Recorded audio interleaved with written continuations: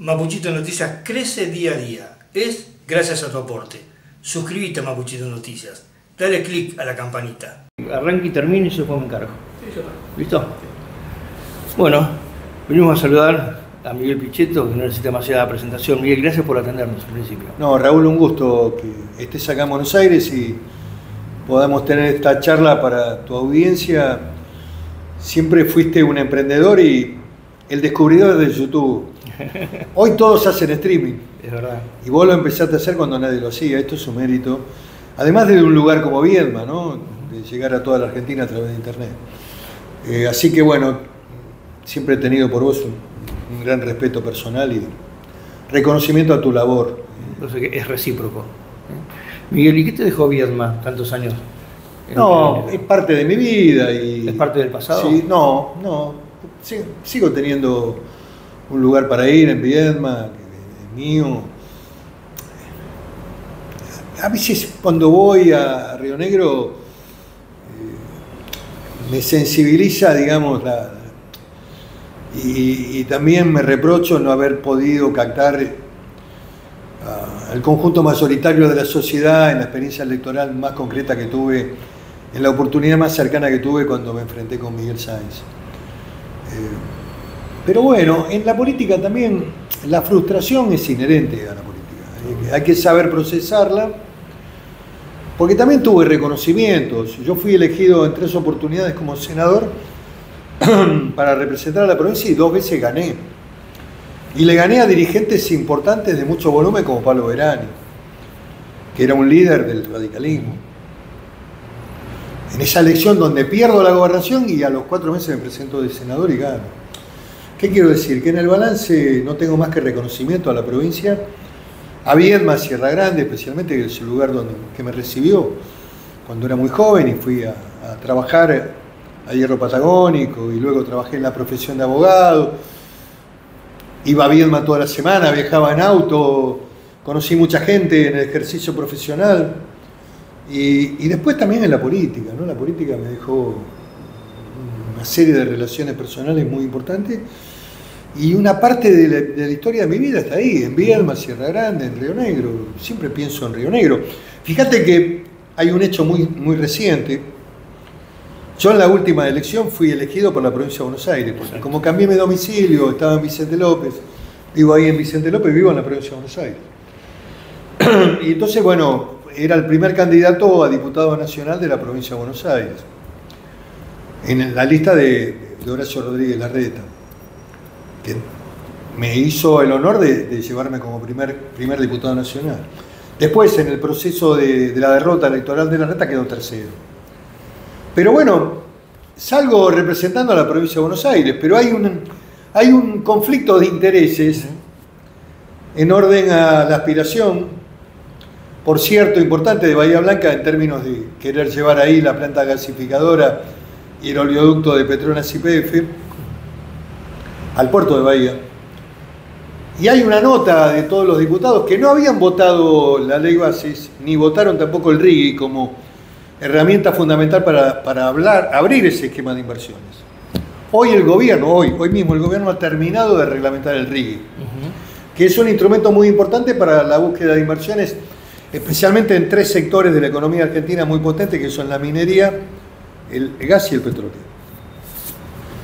Nosotros votamos el plan de inversiones, votamos la ley bases, votamos también el capítulo fiscal, acompañamos el gobierno y la provincia de Buenos Aires lamentablemente se quedó pegada con un voto en contra, digamos. Ahí le faltó inteligencia al gobernador, que debería haber por lo menos alentado el voto aún parcialmente de la ley bases en lo que hace al plan de inversiones para que Bahía Blanca estuviera a la par de Río Negro. Más o menos como hizo Río Negro. Como hizo Río Negro. Río Negro, los diputados de Río Negro se comprometieron con el tema, yo también los acompañé, y llegado el momento también yo discutí, avalé públicamente que las inversiones se hagan en Sierra Grande, en Punta Colorada, el oleoducto, el puerto, que es un puerto de aguas profundas, la posibilidad de que la empresa Pais, que está radicada en Chubut, de Bulgeroni, radique el año próximo, un barco gasificador también en esa zona, entre San Antonio y Sierra Grande, ya han adquirido la tierra. Es una información que te doy. Son muy prudentes los de la empresa, yo he tenido una charla con ellos, pero ya han decidido la contratación del barco gasificador y el proyecto para poner el barco en la costa rionegrina, en la zona, en el área que va desde Sierra Grande casi en la intermediación de San Antonio, sobre la costa atlántica. Digamos que son datos realmente muy importantes para la provincia y yo jugué con esos temas que para mí son muy fuertes, que tienen que ver con la posible recuperación de Sierra Grande, la generación de una potencia para el empleo, para la obra primero y para el empleo posterior después, en toda la costa atlántica rionegrina, que puede cambiar el panorama muy, muy fuerte también de Viedma, San Antonio y Sierra Grande. ¿Por qué? Porque las empresas de servicios que van a asistir a esas inversiones seguramente van a estar radicadas en el cordón atlántico desde Viedma hasta Sierra Grande. Puede haber también empresas desde el Alto Valle. El otro día vi con cierto agrado que la intendente de Roca presentó el RIGI en la municipalidad de Roca para votar. ¿Por qué? Porque quiere abrir la posibilidad de que las pymes de Roca puedan proyectarse a la costa atlántica. Me parece inteligente. A ver, creo que se abre un camino de grandes posibilidades y me alegró mucho encontrarme con el gobernador, estar unificado con esta idea, con este proyecto, estar convencido de que es algo importante para Río Negro, muy importante, y haber hecho también un aporte desde el Congreso apoyando el proyecto de ley y apoyando el plan de inversiones, que es el RIGI, el famoso RIGI, por el cual el gobierno incentiva las inversiones con estabilidad fiscal, con mantener el valor de lo que se produce, va a tener valor en dólares, va a haber retiro de utilidades y va a haber también, en el marco del conflicto de intereses, una deriva hacia extraña jurisdicción, probablemente Nueva York. O sea, estas son las reglas necesarias o imprescindibles para que se venga a invertir en este tipo de inversiones que requieren de mucha plata. La minería también es importante en Río Negro. Veo con mucho agrado el logro que se ha hecho en Jacobasi en el marco de la audiencia para abrir Calcatreo. Es un proyecto que está pendiente, es un factor de riqueza y de generación de empleo para una zona que está en el desierto y que largamente la empresa que está invirtiendo en la zona ha hecho también una tarea social, comunitaria. Y me parece que esa es la apuesta que tiene que tener Río Negro, de desarrollos, de proyectos productivos. La minería genera mucho empleo calificado. Y esa mina de oro puede ser una alternativa también para Jacobasi. Fíjate que la comunidad de Jacobasi, cuando yo fui candidato a gobernador en el 2007 y el 2015, siempre sostuve el discurso pro-minero. Siempre estuve a favor de la minería, porque además yo venía de un pueblo minero, como era la mina de hierro de Sierra Grande.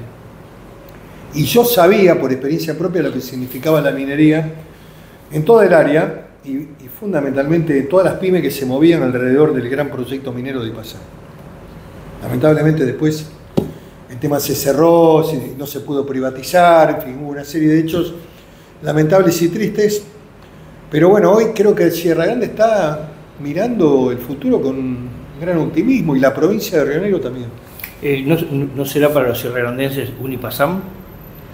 No, para nada, porque estamos hablando de recursos ilimitados en materia gasífera, que Vaca Muerta y el país tienen, tanto convencional... Y de una materia prima necesaria. Y el mundo, el mundo requiere de gas. Fundamentalmente el gas va a ser un recurso mucho más demandado que el propio combustible. Además, desde el punto de vista del cambio climático, el gas es mucho menos contaminante. Además, la situación de la guerra en Europa, el enfrentamiento de Ucrania con Rusia, la conflictividad que tiene Europa del Este y el hecho de que se ha bloqueado también la importación del gasoducto de ruso hacia Europa, hacia Francia, está haciendo un proceso de reconversión o también de búsqueda de futuros países a los que comprar. Argentina se va a poner en la fila de esos países que pueden ser proveedores de gas muy significativamente y mejorar la balanza comercial de la Argentina y también la cuestión fiscal del Banco Central en materia de ingreso de dólares. Miguel, y si venimos a los temas de estos días, ¿cuál es tu evaluación de la actual circunstancia política que está viviendo la Argentina Digo, con las declaraciones del presidente, con las actitudes políticas del presidente y con hechos como este que, por ejemplo, si uno lo mira desde el punto de vista patagónico, lo ve como auspicioso, como que estamos... Bueno, lo que está bien y hay que apoyarlo. Algunos hechos me parece que se dramatizan demasiado por parte del gobierno.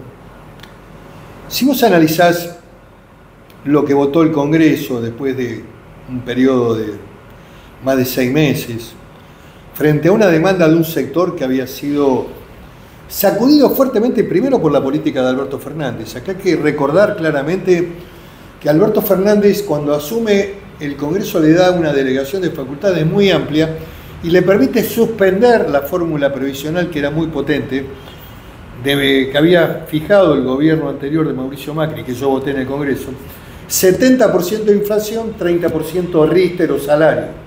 Era una combinación de la inflación del momento y del aumento de salario. Por ahí se ajustaba el salario previsional. En un país como este, que era inflacionario, haber suspendido la fórmula durante un año y después haberla suplantado por parte del gobierno del Frente de Todos por una fórmula híbrida que no tenía límite en inflación, fue muy negativo en el poder adquisitivo de los jubilados. O sea que los jubilados ya venían perdiendo muy fuertemente en con la inflación en el gobierno anterior. Cuando asume Milei y devalúa, ahí hay otro impacto muy, muy fuerte. Cuando uno hace los cálculos, es casi un 0.5 del PBI, la pérdida del poder adquisitivo de los salarios de los jubilados. ¿Qué planteamos en el Congreso? Un ajuste razonable para mejorar el haber de los jubilados. ¿Por qué? Porque el gobierno de Javier Milei, ¿qué hace por un decreto? Toma la inflación del mes de enero casi por la mitad, el 12%, cuando en realidad la inflación de enero había sido el 20%. O sea, no toma la totalidad de la inflación. Y después se ajusta por inflación a partir de marzo. Esa segunda parte de la aplicación del decreto está bien, es correcta, pero enero y febrero fueron meses de alta inflación. Entonces nosotros corregimos enero y lo llevamos de 12, que es el porcentaje que toma el gobierno, a 20, que es la verdadera inflación de enero, 20%. Es aproximadamente el 0,4 del PBI, en términos, digamos, del gasto total del Estado Nacional. 0,4 que lo recupera con el impuesto a las ganancias. No es que somos degenerados fiscales que no previmos de dónde íbamos a sacar la plata. Cuando le restituimos el impuesto a las ganancias a las provincias y al Estado Nacional, el Estado Nacional en un impuesto coparticipable se lleva el 0,4. El resto se lo llevan las provincias. Yo entiendo las reglas de juego y de que el gobierno pretenda vetar el tema, pero el veto siempre tiene un componente de análisis político. El universo de los jubilados hoy está en la Argentina aproximadamente en 7 millones. 3,5 millones de moratoria. Yo creo que ahí hubo un exceso que termina lesionando a los que aportaron toda la vida. Pero bueno, está hecho. Sí, no se puede volver atrás. Lo que hay que frenar son los planes de moratoria futuros. Yo estoy de acuerdo con eso. Porque hay que tratar de equilibrar también el sistema. Bueno, podés seguir dando moratorias y jubilaciones que en general son jubilaciones mínimas, pero que además te impactan en el costo final del sistema previsional. Pero bueno, 3,5 millones aportaron al sistema y aportaron toda la vida.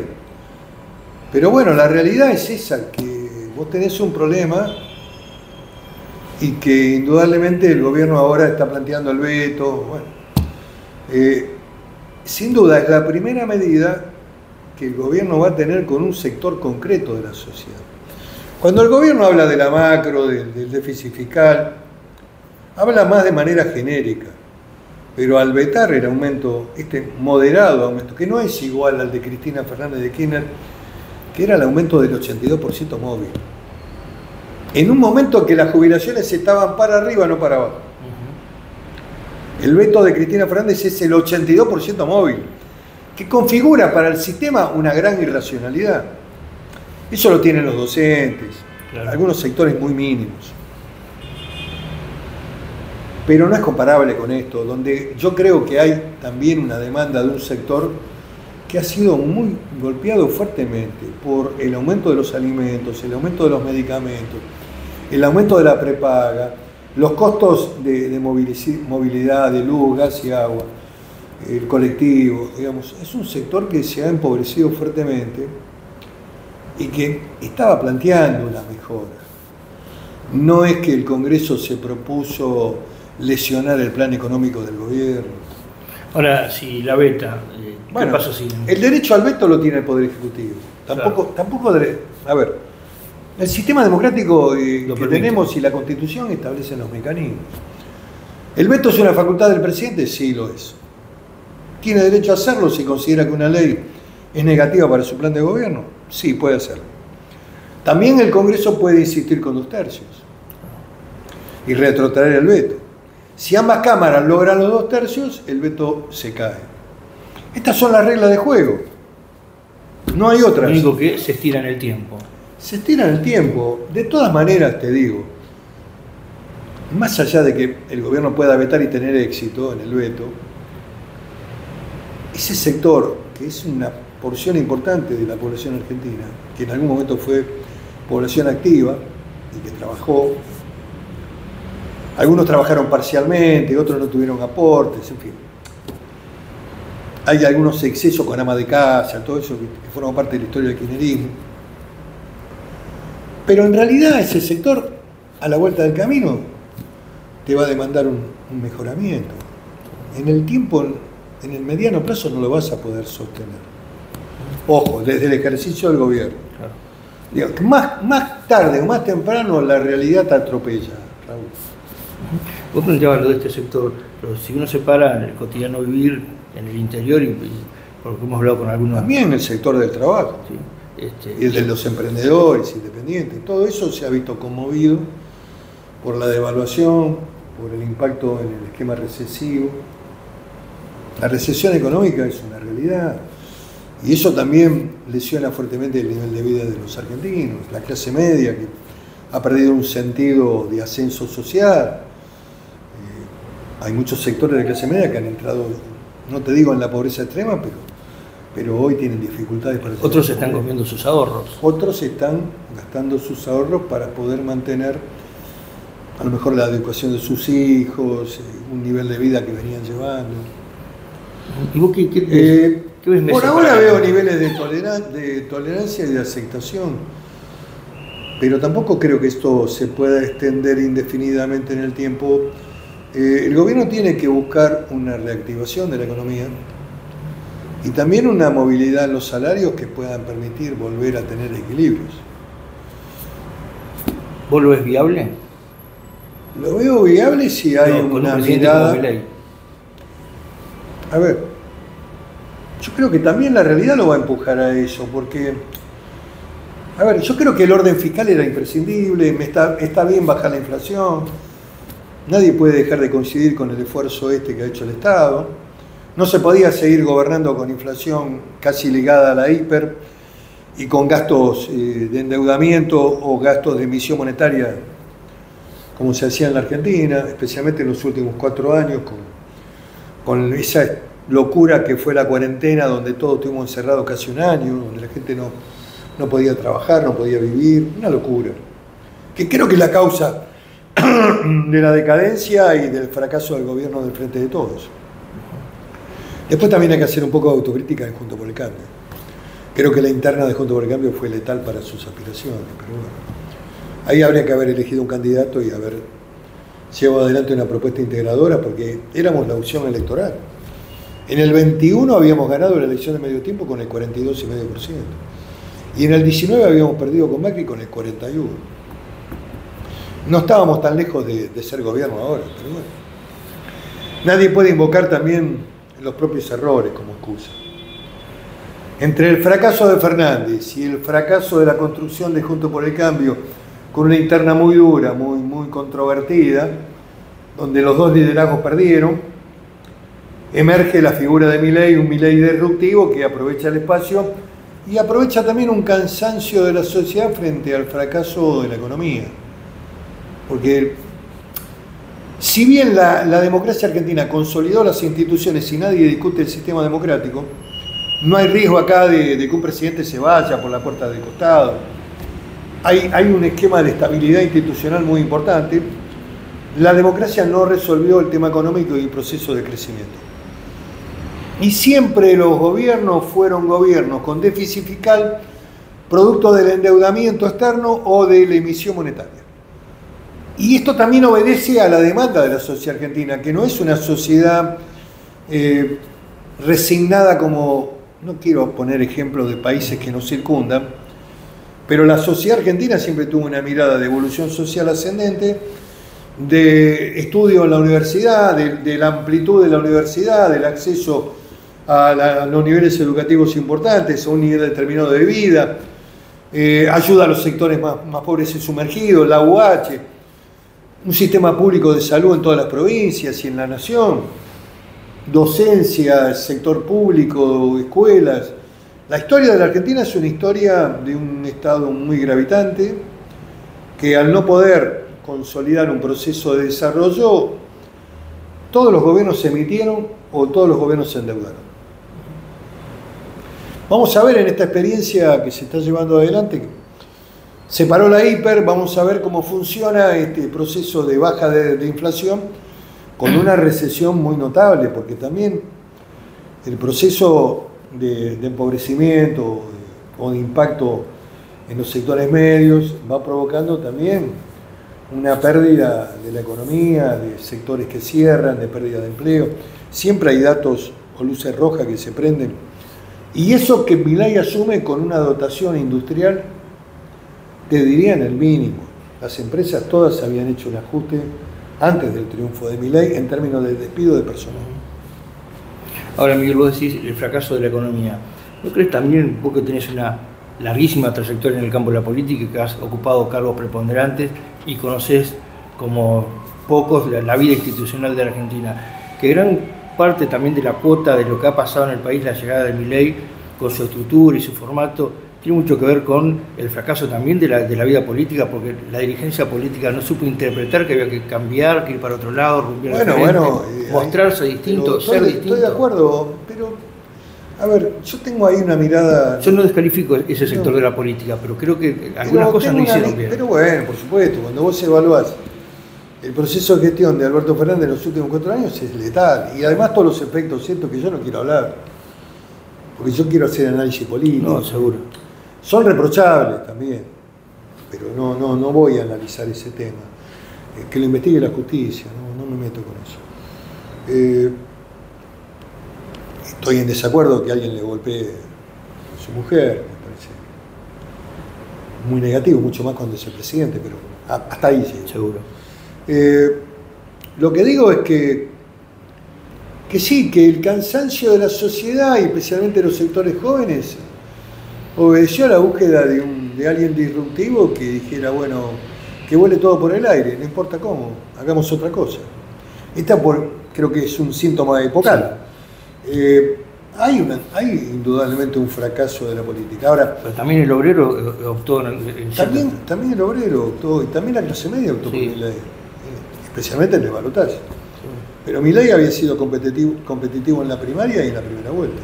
Por eso te digo, pero o alguien que emerge de la nada y que ha hecho una campaña. Yo lo plantearía. Hay que analizar también lo brillante de la campaña con pocos recursos, que después los recursos electorales, el modelo de la primaria que le permitió a Milei competir. El otro día el gobierno planteaba la reforma electoral, eliminar la primaria. Yo le decía a un funcionario importante del gobierno, no los entiendo. Ustedes pretenden eliminar el sistema que le permitió ganar, y el sistema electoral argentino es limpio. No hay fraude como Venezuela. Ganó el que tenía que ganar, ganó Macri, perdió Scioli, ganó De Narváez, perdió Néstor Kirchner, ganó Milei, perdió Massa, que estaba en el poder. Yo creo que el gobierno, el sistema electoral, con una cámara electoral que es realmente honorable, con jueces electorales en todas las provincias que tienen una capacidad y una experiencia.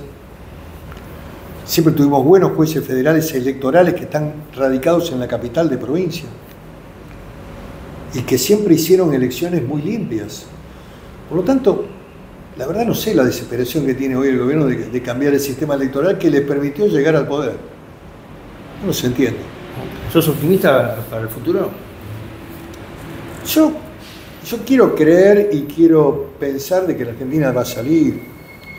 Soy optimista respecto al potencial que tiene la Argentina, no solamente en petróleo, gas y minería, sino también en el sector de la agroindustria. Incluso en desarrollos importantes en la región patagónica en la agroindustria. Aprovechamiento de las aguas de riego, del Río Negro, sectores que entran a producir cereales, ganadería. Me parece que hay un potencial extraordinario, y también el sector agroindustrial, porque lo conozco y he recorrido el país, está en un proceso de eliminación de carbono, que es un sistema de eliminar todo el carbono, porque se está preparando para el cambio climático para el mundo que viene. Dentro de 20 años, si vos no exportás productos que hayan eliminado previamente el carbono, no vas a poder entrar en el mercado mundial. Y la agroindustria lo sabe eso y lo está haciendo. Vos tenés hoy ciclo completo. Por ejemplo, un ejemplo, la planta de Bio 4. Produce biodiesel, pero después elimina el biodiesel. Una vez que sale el biodiesel, hay un producto que se utiliza para el engorde de ganado. Y finalmente hay un líquido que se utiliza para abonar la tierra. Con lo cual, y en lo que hace al maní, por ejemplo. Yo estuve en General Dehesa. El principal productor de maní es Roberto Urquía, un hombre al que conozco, lo conocí como senador. Uno de los principales productores cerealeros, también con terminales en Timbúes, ahí en Santa Fe, que conozco también, y que he estado en la planta. ¿Qué hace Dehesa? Es uno de los productores de maní más grandes de la Argentina y exportadores de maní al mundo. Pero, ¿qué hace con la cáscara de maní? Genera energía. La quema y genera energía. Y provee a toda esa región cercana a General Dehesa, luz a General Dehesa y a todas las actividades industriales de Dehesa, y también a todo el marco regional de General Dehesa. ¿Qué está haciendo? Está eliminando carbono al quemar la cáscara del maní. Exporta el maní, es un producto que va al mundo, y elimina la cáscara y genera energía. La planta de Bio 4 lo mismo, genera energía a través del biodiesel. Estuve en Corrientes con la madera y también digamos, lo que es la industria forestal, que también está en el RIGI, foresto industrial. Lo que determina es que las grandes plantaciones de árboles se convierten en madera para muebles, para exportación de madera, pero también los productos, digamos, que quedan marginales de la producción de madera van a hacer la producción energética de la región. Se genera energía con los retazos de madera, con el rezago de la madera, con el acerrín de madera. Vamos, están ocurriendo cosas muy importantes que, claro, si no se conoce la Argentina, es muy difícil. No se puede hablar. No se puede hablar, pero hay que conocer el país. Y hay que ver lo que está haciendo en las economías regionales en todos los sectores. Río Negro también es un ejemplo de una economía regional muy potente, que con algunas ventajas impositivas, con eliminación de retenciones, es una economía que exporta al mundo y que puede ser competitiva, como la pera y la manzana o el proceso industrial de la pera y la manzana. Con alto nivel ya de sofisticación en las chacras, que ya tienen techo, que tienen riego por aspersión, digamos. Cada vez hay menos riesgo en el tema climático. El mundo se está preparando para todo eso. Una última pregunta. ¿Querés ser presidente y tener un proyecto político para eso? Siempre uno sueña con esos temas, pero yo lo intenté. Cuando yo me fui del peronismo convencido de que ya el kirchnerismo no daba respuesta en términos de sus ideas. Eran ideas viejas. La idea para reducirla o llevarla, digamos, a la mínima expresión del Estado presente ya no funcionaba. Estado presente, planes para todos, jubilaciones para todos, eso no funcionaba. Eso iba a redundar en un fracaso. Había que empezar a hacer reformas e ir a buscar un Estado capitalista productivo y generador de empleo. La Iglesia tampoco ayudó en la Argentina. El mundo del pobrismo, somos todos buenos y pobres, demos planes, no ayudó. Los intermediarios de la pobreza tampoco ayudaron, porque estratificaban la pobreza, porque sacaban a la gente para hacer corte, aprovechaban de la vulnerabilidad de la gente. Este gobierno ha hecho algo como la gente en la bancarización de los sectores que reciben un plan y eliminar la intermediación. Hoy prácticamente no tenés cortes en la calle en Buenos Aires. Hola. Pero bueno, Cuando yo me fui con Macri sentí que había una etapa de mi vida que estaba cumplida y también había una búsqueda del poder, de ocupar un espacio preponderante en la política argentina. Había un reconocimiento a mi trayectoria que el peronismo nunca me la dio, que tampoco nunca me ayudó a ser gobernador en la provincia. En el mejor momento de Néstor Kirchner hicieron la concertación plural. Bueno, uno es un hombre y sus circunstancias. Que yo lo intenté, no tengas ninguna duda. Y que siempre estuve preparado para la frustración. Porque la política se nutre mucho de la frustración. Me dijiste que vos hablaste mucho con Federico Storari. Sí. Es un hombre que también viene de esta trayectoria, donde no son... Las etapas luminosas del triunfo son contadas. Son efímeras. Y son muy efímeras. Yo disfruté mucho, cuando era muy joven, el triunfo electoral de ser intendente, poder gobernar mi pueblo y haberlo hecho, creo, haber dejado un recuerdo decoroso de mi presencia como intendente.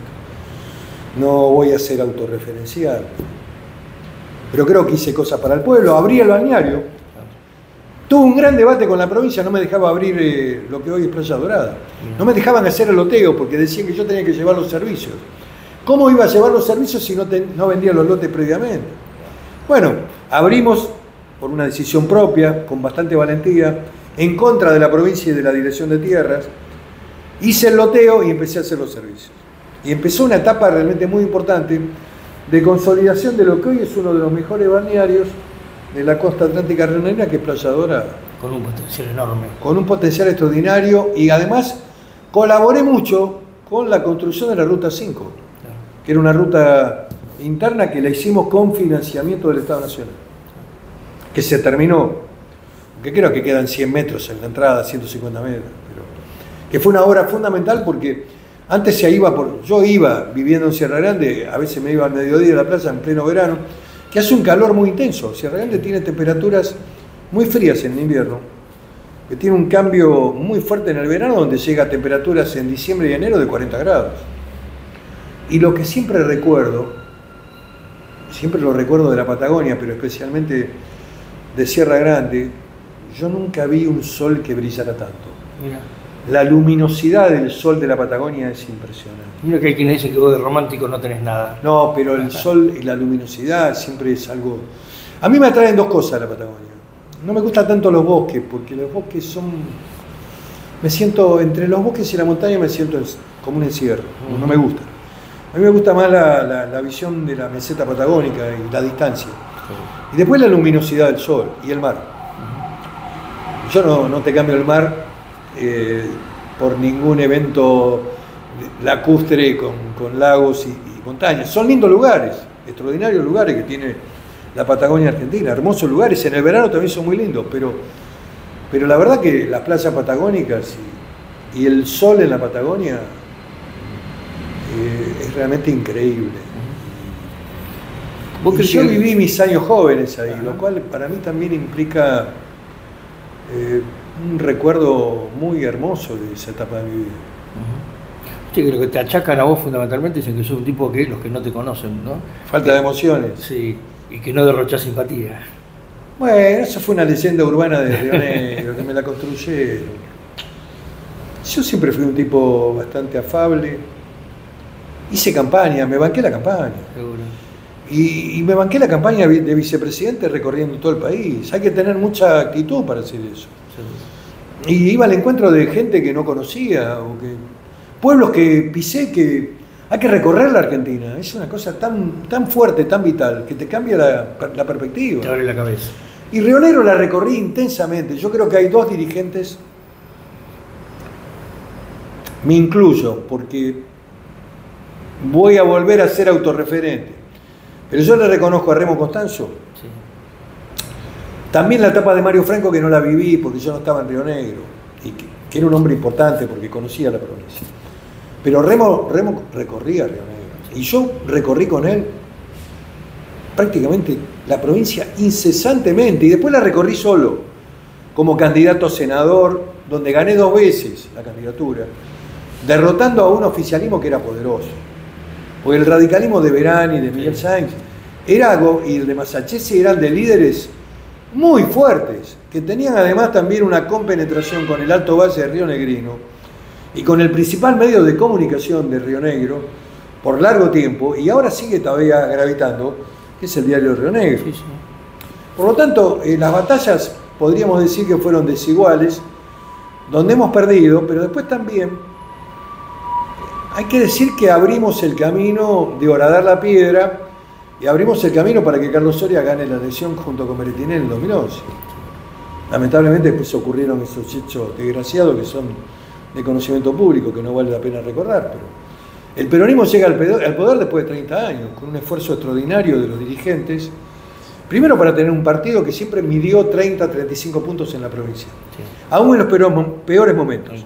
Un partido que tenía presencia de intendentes municipales en toda la provincia, en los pueblos de la provincia, tenía un desarrollo, y un partido que tenía una vitalidad impresionante, que hacía congresos que eran movilizadores, con gran debate político. Bueno, yo pertenecía a esa etapa, y una etapa realmente muy vigorosa de la política rionegrina, donde no había tanta decepción con la política. Es verdad. Miguel, te agradezco. No, a ver, yo estoy en una etapa donde creo que puedo aportar desde mi experiencia, aun cuando el gobierno a veces se enoje, hoy se enojó conmigo, el presidente, pero bueno, a ver, lo que sea razonable, lo que venga en el marco de colaborar con el orden fiscal, el presupuesto nacional que tiene que mandar ahora, que el 15 de septiembre tiene que ingresar, por lo tanto me parece que el vínculo y la relación con el Congreso debería ser de otra manera, no a través de la agresión. Pero bueno, tampoco esto me quita el sueño, y creo que puedo hacer un aporte al debate político nacional. No creo que haya posibilidades, porque también lo que tiene que ver es el tiempo, y no sé si me alcanzará el tiempo. A la que yo lo intenté, y que a lo mejor cuando me muera hay que poner un hombre que lo intentó, eso puede ser una consigna para mi vida. Miguel, gracias como siempre. No, Raúl, muchísimas gracias, un saludo a toda la audiencia de tu canal, de tu streaming, de la radio, del medio de comunicación, y como siempre, con mucho afecto de tipo personal, reconocimiento. Gracias.